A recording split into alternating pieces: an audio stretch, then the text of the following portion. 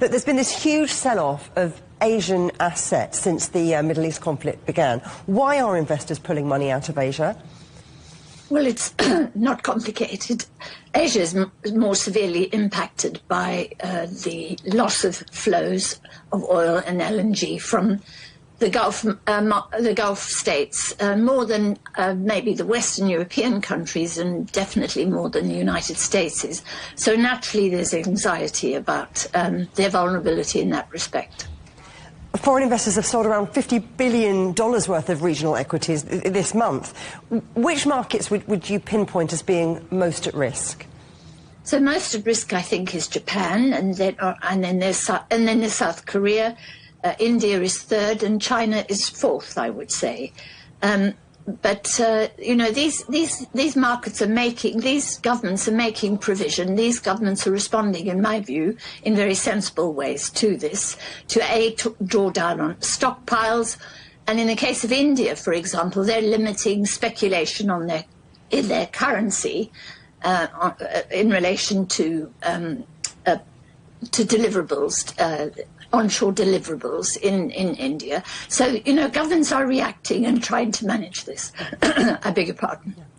You mentioned China at number 4, but I've noticed that Chinese government bonds are performing well, and some analysts are saying, look, you know, China, it could be a safe haven. What's your take?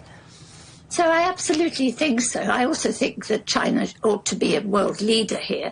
And it's very clear, as Professor Adam Tooze has argued in the Financial Times today, that China is one of the few, is perhaps the only adult in the global room at the moment. And in my view, you know, China has stockpiles of oil and gas, and B, China's economy is doing really well. And secondly, China has access to US dollars, has a good supplies of US dollars. So China could play a leading role here, and should, in my view, given her position in relation to these markets. So if global uncertainty continues and the conflict in the Middle East rumbles on, can China realistically position itself as a long-term centre for investment? And what could stand in the way? So at the moment, no, because the US dollar and the dollar is the reserve currency is far too powerful and strong, and capital markets far too deep.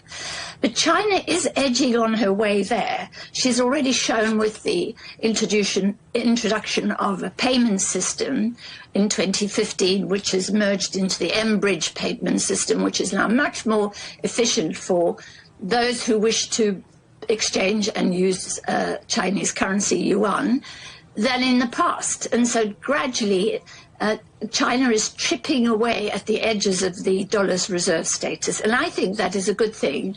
I think China should enter into a coalition with other BRICS countries to manage their trading arrangements in order to begin to limit dependence on the US dollar. At the moment, the reason capital flows are flooding out of the Asian to the dollar is because, in the first place, the United States is well positioned. It is self-sufficient in oil and gas and has deep capital markets, as I've said. But the dollar has been weakening, and countries have been beginning to opt out of the dollar when it comes to trade transactions.